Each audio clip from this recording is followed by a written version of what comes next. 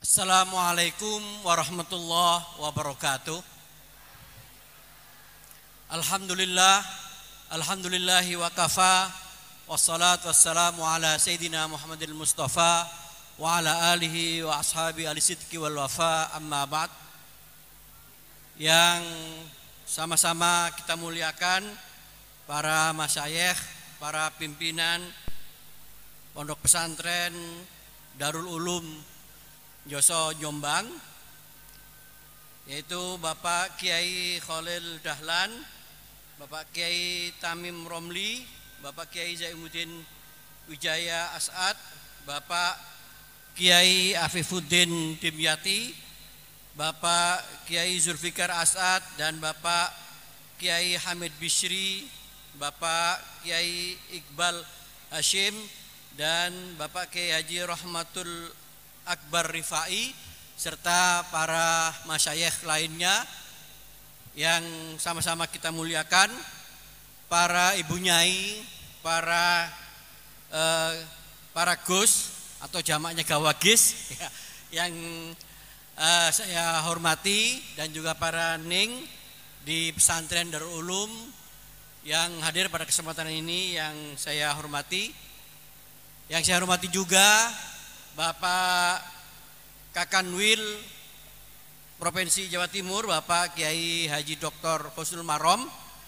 Beliau sahabat saya yang selalu memberikan harapan untuk Jawa Timur selalu mendapatkan SBSN, adalah karena usulan beliau.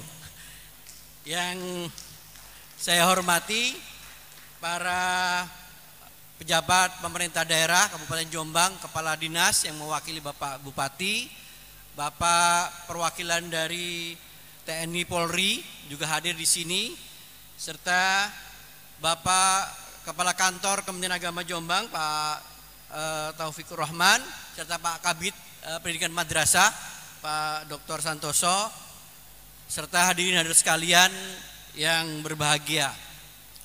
Alhamdulillah, mari kita panjatkan rasa syukur kita kepada Allah Subhanahu wa taala, karena pada siang hari ini kita dapat bersilaturahim. Mudah-mudahan silaturahim ini menjadi silaturahmi dunia akhirat, katanya Pak Kiai Khalil Dahlan tadi, di antara kita. Dan semua apa yang kita lakukan, kita wakafkan dari pikiran, kegiatan, tenaga, ini semua nantinya diridhoi oleh Allah Subhanahu wa taala, dan kita selalu mendapatkan rahmat dan ridho dari Allah Subhanahu wa taala. Kemudian yang kedua, tak lupa semoga salawat dan salam selalu terlimpahkan kepada junjungan kita Nabi besar Muhammad sallallahu alaihi wasallam. Semoga kita semua nanti mendapatkan syafaat dari Kanjeng Nabi Muhammad sallallahu alaihi wasallam di yaumil kiamah, karena kita semuanya mengikuti secara istiqomah sunnah dan ajaran Nabi besar Muhammad sallallahu alaihi wasallam. Bapak-bapak dan ibu-ibu, para masyayikh yang saya muliakan, saya lupa tadi menyebut dan menyapa Kepala Mandua Jombang. Mana Kepala Mandua Jombang? Pak Kiai Zahir tadi.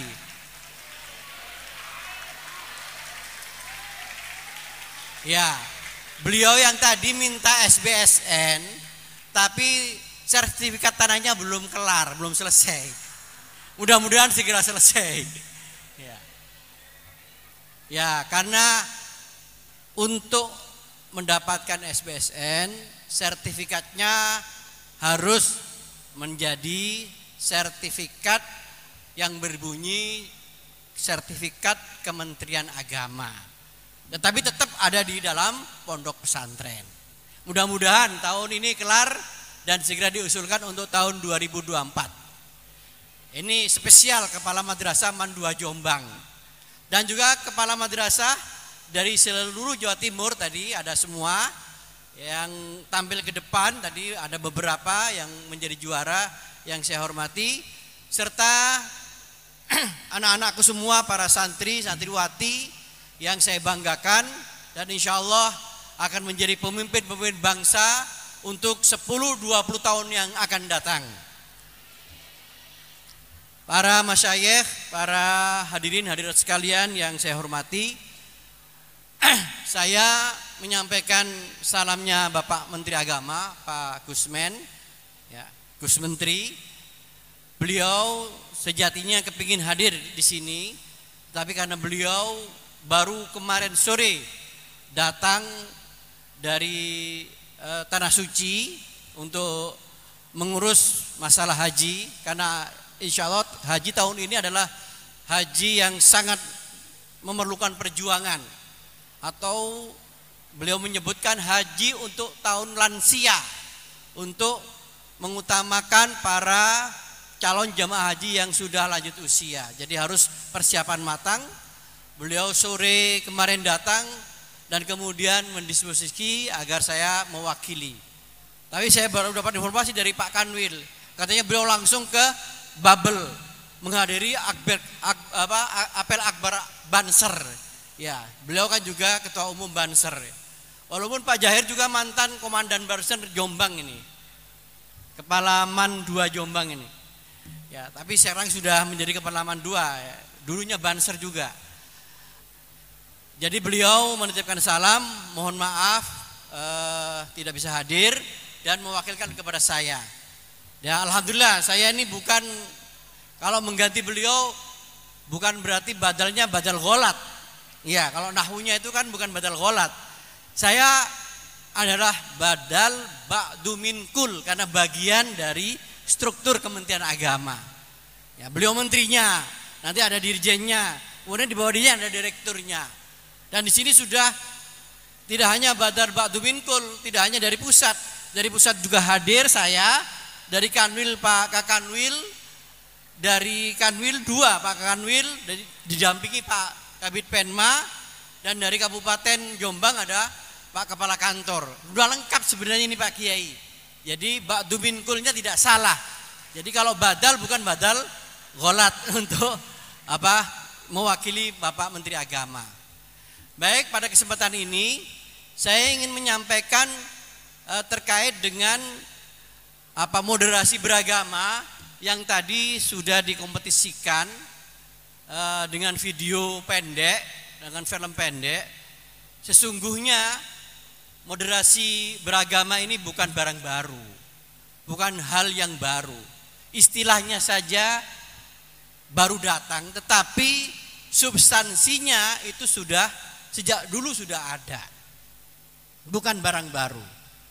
Kalau kita perhatikan program moderasi beragama ini, istilah bahasa pesantrennya asbabul wurudnya, itu karena berangkat dari situasi dan kondisi bangsa Indonesia yang ya tahun 2018, 2019, 2020 itu kan sangat kental gerakan-gerakan radikalisme.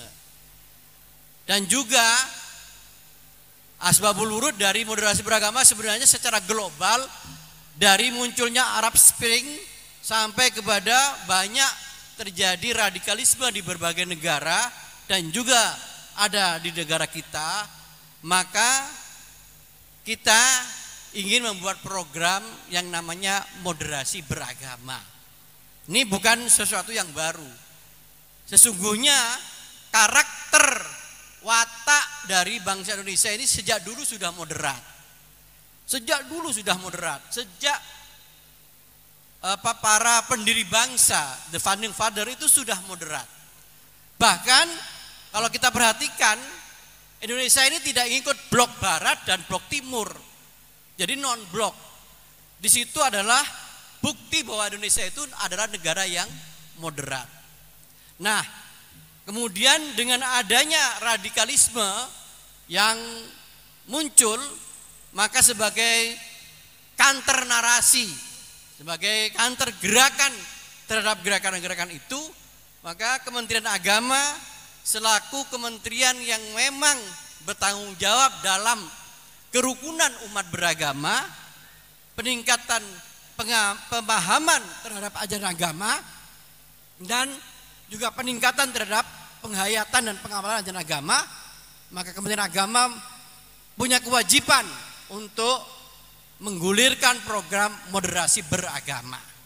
Karena di Kementerian Agama tidak hanya Islam. Kementerian Agama itu ada 5 agama yang ada di situ yang punya dirjen. Dirjen Bimas Islam, dirjen Kristen, Katolik, Hindu, Buddha. Nah, kalau Konghucu belum ada dirjennya karena umatnya belum banyak. Jadi cukup eselon 2 saja untuk Konghucu. Jadi Kementerian Agama yang punya tugas menjaga kerukunan antar umat beragama, punya tugas untuk meningkatkan pemahaman terhadap ajaran agama sesuai agamanya masing-masing, punya tugas untuk meningkatkan penghayatan dan pengamalan terhadap ajaran agama, maka Kementerian Agama harus menjadi lini terdepan untuk menciptakan kerukunan umat beragama ini. Maka digulirkanlah program moderasi beragama. Sesungguhnya ada kata-kata ber di awalnya itu, beragama, bukan moderasi agama, tapi moderasi beragama. Karena yang perlu moderat, yang perlu menjadi garis tengah wasatiyah itu adalah umat yang beragama, yang memeluk agama, yang memiliki agama. Kalau agamanya sendiri nggak perlu, karena intisari substansi ajaran agama itu memang sudah moderat, sudah wasatiyah. Kalau Islam kan sudah terkenal wasatiyatul Islam. Jadi sebenarnya yang perlu diluruskan, ditarik ke tengah itu adalah umat beragama yang pemahamannya, cara memahami agamanya itu terlalu berlebihan, terlalu berada pada garis ifrat dan tafrid, berlebihan sehingga menciptakan ifrat menjadi ultra konservatisme, menjadi sangat formalistik. Sebagaimana kita ketahui, sebagian dari saudara-saudara kita yang sangat saklek dengan teks-teks agama sehingga menjadi hamba-hamba teks, ibadun nusus. Nah, ini juga berbahaya sesungguhnya. Memahami semata-mata dengan teks, tidak melibatkan konteks, ini berbahaya. Ini sebenarnya sesungguhnya proses sekularisasi melalui teks-teks agama. Akhirnya apa? Menjadi ibadun nusus, bukan ibadallah, bukan ibadullah, tetapi menjadi ibadun nusus. Sehingga teks itu tidak bisa ditafsirkan sesuai dengan konteksnya. Nah, ini juga sangat berbahaya. Itu dalam kelompok yang ifrat. Sedangkan ada juga yang kelompok yang tafrid, yang mengarah kepada sekularisasi. Jadi karena logikanya, karena pikirannya terlalu radikal, sehingga dia mengobok-obok, mendekonstruksi dan mencabik-cabik ajaran agama. Yang asalnya sakral dilakukan desakralisasi, yang asalnya mulia diturunkan. Nah, ini juga tidak kita inginkan. Itu yang dari kelompok tafrid. Jadi kita ingin mengembalikan pemahaman-pemahaman ajaran agama yang dipeluk oleh umat beragama kepada maqasidus syariah yang sebenarnya. Sehingga dengan alasan jihad, kemudian ngebom, membunuh orang dan lain sebagainya, ini sesungguhnya tidak mengikuti garis moderasi, tidak mengikuti wasiatul Islam untuk yang Islam. Sesungguhnya yang radikal itu tidak hanya di Islam, di agama lain ada. Di semua agama itu ada yang ifrat dan ada juga yang tafrid. Nah, kebetulan kita yang beragama Islam dan berada di kelompok yang beragama Islam, tentu kita harus mengembalikan ajaran moderasi, ajaran wasatiyah, ajaran yang rahmatan lil alamin. Ini sesuai dengan apa yang diajarkan oleh guru-guru kita, oleh masyayikh kita, kiai-kiai kita. Mulai dari kiai-kiai yang sepuh-sepuh sampai kiai-kiai yang sekarang. Ini yang harus kita pertahankan. Nah, benteng moderasi beragama itu adalah madrasah-madrasah yang berada di dalam pondok pesantren. Itu bentengnya. Jadi karena apa?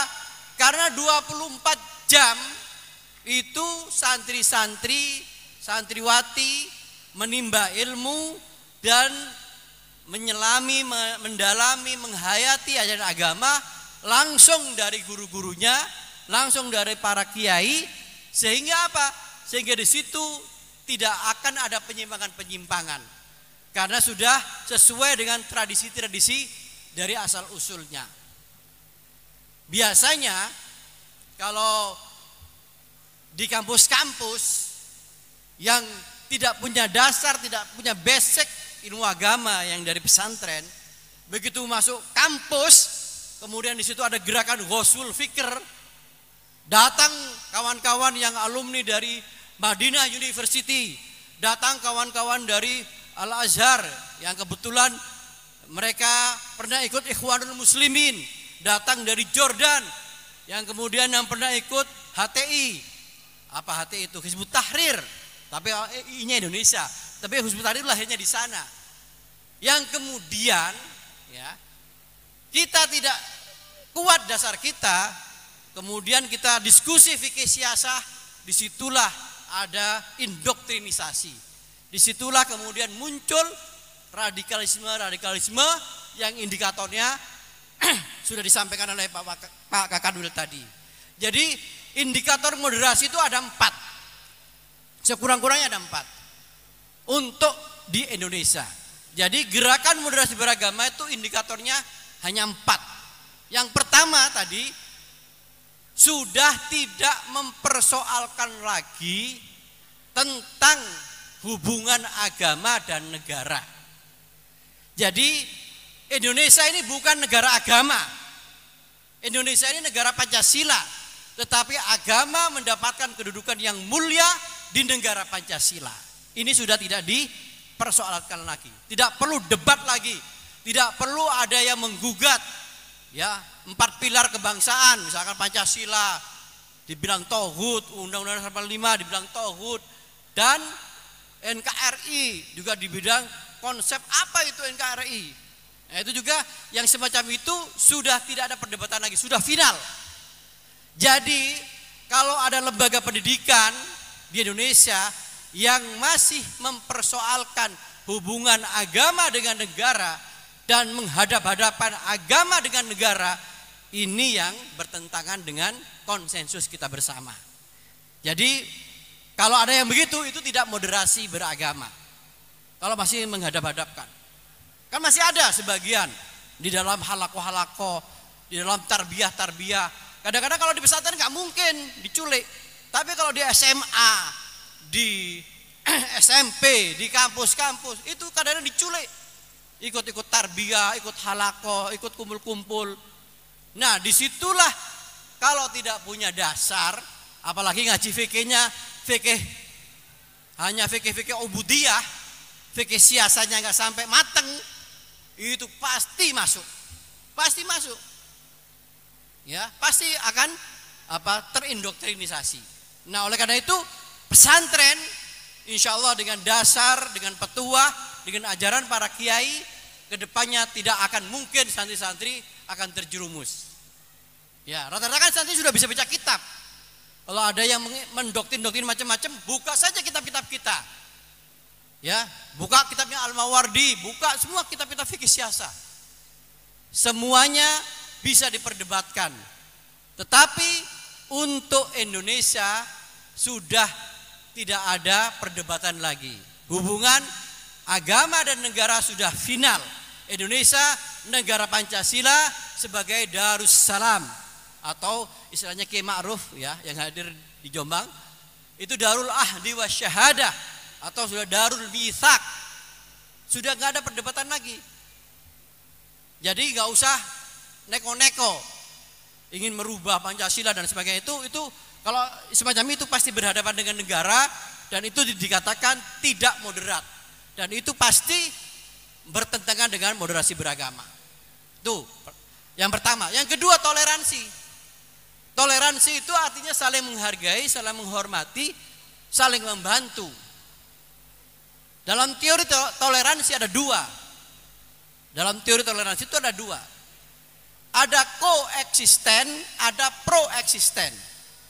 Kalau koeksisten, kita ini memahami bahwa kita ini berbeda. Kita Muslim, sana Kristen, sana Hindu, sana Buddha. Itu secara koeksisten kita memahami, paham ini berbeda keyakinannya. Tetapi tidak hanya cukup di koeksisten, harus proeksisten. Setelah paham akan adanya perbedaan, kita harus saling bekerja sama, saling membantu, saling menghargai, saling menghormati, karena kita tujuan satu, yaitu Izzul Islam wal Muslimin, dan juga untuk menghidupkan tanah air kita, yaitu bangsa Indonesia, dengan sesuai dengan cita-cita para pendiri bangsa kita. Jadi toleran itu menjadi ciri. Yang tadi disampaikan Pak Kakanwil sudah bagus ya, anti kekerasan dan seterusnya, itu sebagai ciri yang kedua, toleransi. Nah, yang ketiga ya, sebagai ciri bahwa kita ini moderat ya, mengikuti moderasi beragama, kita ini adalah tidak menghadap-hadapkan agama dengan budaya, dengan kearifan lokal. Jadi kearifan lokal seperti maulid, seperti tahlil, seperti haul, ini adalah kearifan-kearifan lokal yang sudah built-in dalam tradisi negara kita, dalam tradisi umat Islam. Sebagai budaya, nggak usah dihadap-hadapkan lagi, nggak usah debat dalil lagi. Ini sudah merupakan budaya kearifan lokal yang sudah di-create, yang sudah diciptakan oleh para pendiri bangsa, oleh kiai kita, oleh mbah-mbah kita, oleh kiai-kiai kita, oleh leluhur kita. Gak usah diperdebatkan. Ini yang bikin tidak moderat itu kan karena begini, rebutan masjid, rebutan musola, nanti rebutan dalil. Nah, yang begini-begini ini tentu harus dicegah, karena budaya yang sudah menjadi tradisi dan itu wilayahnya wilayah perdebatan, dan itu sudah disepakati sebagai al-ada muhakkamah dari para ulama, ya sudah, nggak perlu diperdebatkan lagi, diterima. Itu yang ketiga. Yang keempat, terakhir, kita sebagai warga negara Indonesia, kita harus mengikuti hukum-hukum yang ada di wilayah hukum negara Kesatuan Republik Indonesia sebagai kemaslahatan umum, sebagai kepentingan umum. Jadi konsekuensi kita bahwa kita ini sepakat, konsensus dengan negara Pancasila, negara Kesatuan Republik Indonesia, maka konsekuensinya kita harus taat hukum di wilayah negara hukum Kesatuan Republik Indonesia. Kita harus menghargai kepentingan umum, mendahulukan kepentingan bangsa, negara, agama di atas kepentingan golongan maupun pribadi. Nah, itulah 4 ciri yang bisa dijadikan tolok ukur bahwa kita mengikuti moderasi beragama. Jadi tadi ada video-videonya kayak megengan dari Ponorogo ya, megengan dari Ponorogo. Ini apa? Ini kearifan lokal. Mau puasa megengan, masa mau puasa aja kemudian dipersoalkan, ini bid'ah, ini macam-macam. Nah, ini kan kearifan lokal. Nyekar atau nyadran ke kuburan mau menjelang puasa, itu dipersoalkan.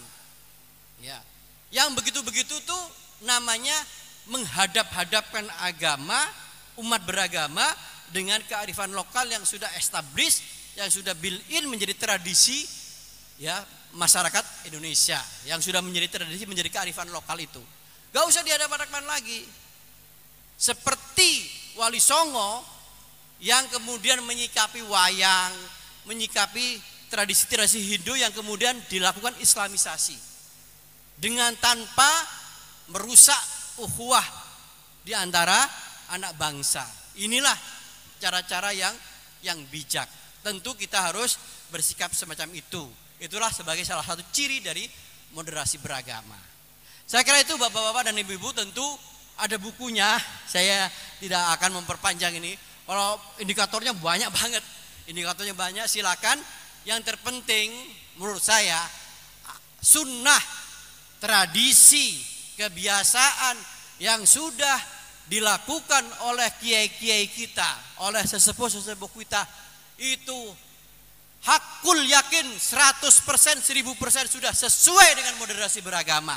Itu yang harus dipertahankan. Itu yang harus dijaga. Jangan kemudian begini, santri Darul Ulum kok kemudian nggak bisa tibaan, nggak bisa berjanjian, nggak bisa maulidan, tahu-tahu bisanya hanya K-pop, drakor yang disenangi, ya itu namanya bid'ah itu bid'ah. Ya, jadi harus tradisinya harus sudah tertanam di kita. Jangan kemudian malah kita tercerabut budaya kita, ya, tercerabut budaya kita dengan budaya-budaya asing. Itu tidak mandiri, apalagi anak madrasah. Anak madrasah harus punya kemandirian karakter, harus punya kemandirian budaya. Jangan ikut-ikutan. Kita itu kalau jadi orang Indonesia, ya jadi orang Indonesia yang benar. Gak usah orang Indonesia pura-pura jadi orang Arab, pura-pura jadi orang bule. Nanti lupa bahasa Jawanya, lupa bahasa Maduranya. Itu namanya tercerabut dari karakter dasarnya, tercerabut dari identitasnya yang sejati. Tentu orang yang mengikuti moderasi beragama tentu menghargai budayanya, menghargai tradisinya.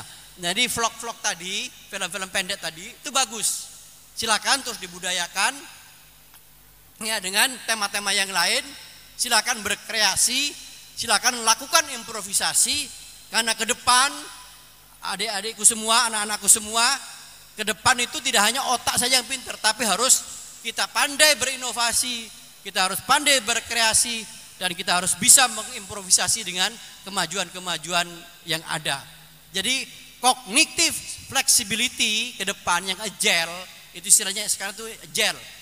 Ya, yang cara berpikirnya itu adaptif, yang fleksibel, itulah yang nanti akan eksis di masa yang akan datang. Tentu itu harapan kita semua.